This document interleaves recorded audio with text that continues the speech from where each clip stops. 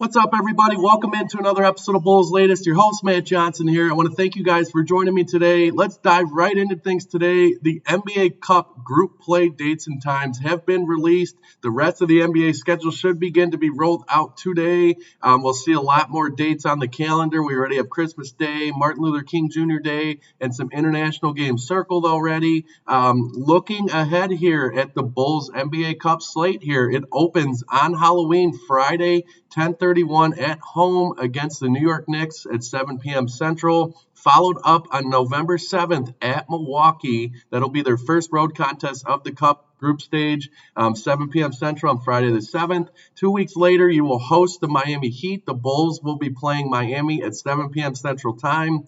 That's a great option for them in terms of getting that team at home. And they will round out this group play stage at Charlotte on Friday, November 28th.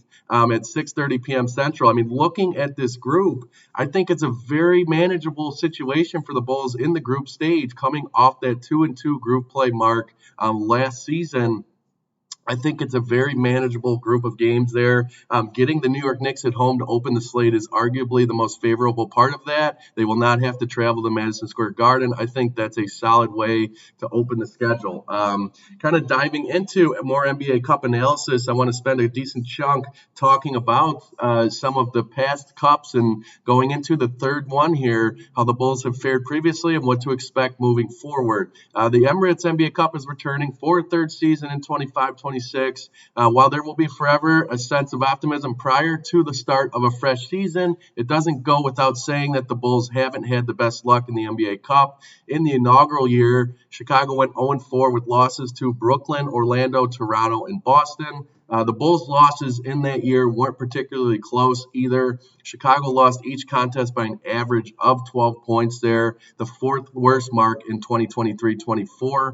And then looking at the foursome of opponents in that year, they weren't necessarily the fiercest. Brooklyn and Toronto combined to win just 57 games that season. Only Boston and Orlando made the postseason. Kind of fast forwarding to a year later with arguably a worse team, which is interesting for the Bulls. They weren't as talented that year. The Bulls went 2-2 in the NBA Cup's group stage. The Bulls defeated the Atlanta Hawks and the Wizards, but suffered defeats at the hands of the Celtics and the Cavs. This time around, Chicago secured a positive differential for the first time and led the NBA in points per game and offensive rating through the abbreviated in-season tournament. So definitely a step up and a jump into contention in the NBA Cup this last year. I think it offers some optimism running into this year's slate, especially with how it's laid out. I think it's favorable for Chicago. So, on the heels of their best NBA Cup performance yet, there's reason to believe in Chicago and that they will enjoy their most successful in-season tournament in 25-26 here. First and foremost, like in 23-24, the Bulls grouping isn't all that rigorous. 3 of Chicago's 4 opponents qualified for the postseason, but only the New York Knicks, as you guys all saw, advanced beyond the opening round last year in the playoffs. Next season, the Knicks will return much of their Eastern Conference Finals squad, yet the Bucks and the Heat will look different. Milwaukee waived Damian Lillard, obviously, parted ways with Brook Lopez, while the Heat lost Duncan Robinson. Although Norman Powell was brought in to replace him, that's a very solid spin-off for Miami, in my opinion. So I think Miami will still contend there. Although New York's roster will look eerily similar, the sidelines won't. And I think that's going to be a time to kind of experience what the Knicks are going to be like from the sidelines. I think the Knicks will be led well by Mike Brown. I think Mike Brown's a solid coach. His coaching style, though, is vastly different from the recently departed Tom Thibodeau. So we'll see what happens. As far as the Charlotte Hornets go, they don't warrant any concern for me. They have won more than 40 games once this decade. So they've been a team in turmoil there, in kind of purgatory in the NBA. After several disappointing NBA Cups for the Bulls, the iteration has laid out a relatively easy, the third iteration of this tournament has laid out a relatively easy avenue to advance to the semis for Chicago. All the Bulls would have to do is win 3 of 4 games, and their chances of advancing are almost a certainty. So you would think they'd have a good shot at home to open that tournament tournament so early in the season against New York. That's a great time to catch that New York Knicks team because it is so early. And then Charlotte on the road is almost a lock to finish out that slate. So you're looking at an opportunity to either beat Milwaukee on the road, and who knows what that Milwaukee team is going to look like moving into this season, or the Miami Heat at home. Obviously, the Bulls have been locked in the NBA play-in tournament with Miami the last few years. I think those two teams are very similar in style play and talent level there. So a good opportunity to win 3 of those 4 games in advance there. I'm certainly optimistic. I'm excited for that to kick off. I'm honestly feeling good about the NBA Cup schedule and how it was laid out for the Bulls. I think it was very favorable. So let me know your guys' predictions in the comments, what you think is going to kind of turn out in terms of that slate. Do you think the Bulls have a good shot to advance? What matchups are you most excited about? Which ones do you think they're going to struggle with? I'd be curious to hear what you guys think here. Dipping into and looking ahead at the 2026 free agency class, we really haven't done that yet. I want to go over some names, and I want to hear your guys' thoughts on who you would like the Bulls to take a shot at. I've talked about it many times, but the Bulls are going to be major players for the first time in a long time in the 2026 free agency class. The Bulls have some of the most money to spend in the NBA, and there's a lot of big names out there. I want to go over some of these names here. Obviously, headlining it, you got LeBron James. What a story it would be for him to come and play for his idols, franchise in Chicago to cap out his career. We'll see what happens there. He kind of goes against the Bulls, strategy of getting younger, though, and playing younger. You got James Harden and Trae Young. It should be interesting to see what Trae Young is going to do. I think Atlanta has been a solid home for him, and he's kind of built something there. So we'll see what happens. James Harden, I think he's a very solid option, but I think he's had a lot of success with the Los Angeles Clippers. We'll see what's going to happen there. They haven't really gotten over the hump in terms of advancing through the playoffs.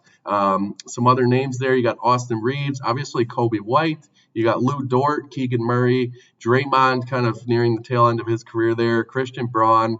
You got Zach LaVine. You got Kentavious Caldwell-Pope, John Collins, Rui Hachimura, Tobias Harris, Isaiah Hartenstein. That could be an interesting name. I would like his fit in Chicago at his age. CJ McCollum and Chris Middleton, 2 more veterans who are out there, could contribute for this young Bulls team. We'll see if they have any interest in them moving into next summer.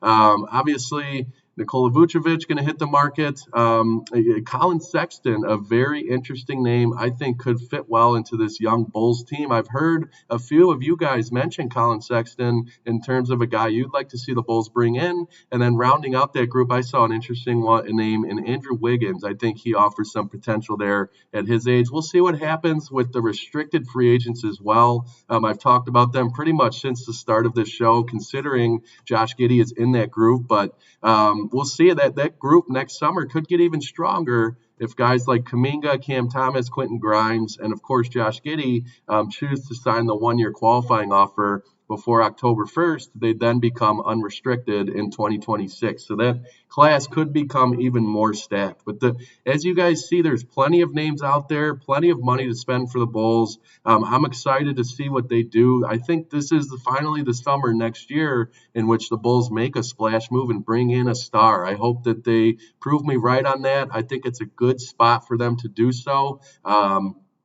Given that the Bulls are so young. So we'll see what happens. I just wanted to go over that. I haven't really talked about and looked ahead to the 2026 free agency class yet. It's an exciting one, always an exciting time in the NBA summer. You have a lot of splash moves going down. And I kind of wanted to, finish off today's show by talking about some significant NBA news here, some ownership news, and there was some big-time moves in the business world around the NBA that took place over the last couple of days. The first being the NBA signing off on a record-setting sale of the Boston Celtics there to a group led by private equity mogul Bill Chisholm.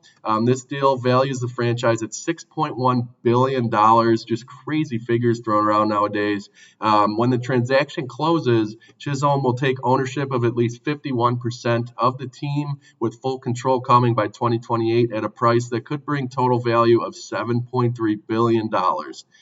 So just crazy. That would be the largest price ever paid for an American professional sports team. So that's definitely significant. I thought you guys would be interested to hear in that. And then some other news here. Tim Dundon, the owner of the Carolina Hurricanes, this happened a few days ago, agreed to buy the Portland Trailblazers. He obviously is running a very successful NHL organization in the Carolina Hurricanes. They've been into a lot of postseasons in recent years for the NHL. There have made multiple conference finals. So I think Portland, it's a team I've talked about. They brought Dame back. They have a lot of young talent. I think you could see Portland really jump onto the scene into the Western Conference, into contention here in some years coming ahead of us here. So so Tom Dundon, the owner of Carolina, he got that from the estate of Paul G. Allen. Obviously, he had formerly owned the Seahawks there for a valuation of just more than $4 billion. So that is done. The owner of the Carolina Hurricanes will now take his talents and kind of try and run an NBA franchise that's hoping to get back onto its feet. I think they have a bright future ahead of them. So, again, I want to thank you guys for joining me on today's episode of Bulls Latest. Let me know your thoughts and comments on the Bulls NBA Cup schedule, some free agents you'd like to see the Bulls take a shot at next summer. Always interested to hear your guys' thoughts. So thanks again for joining me. We will see you guys tomorrow.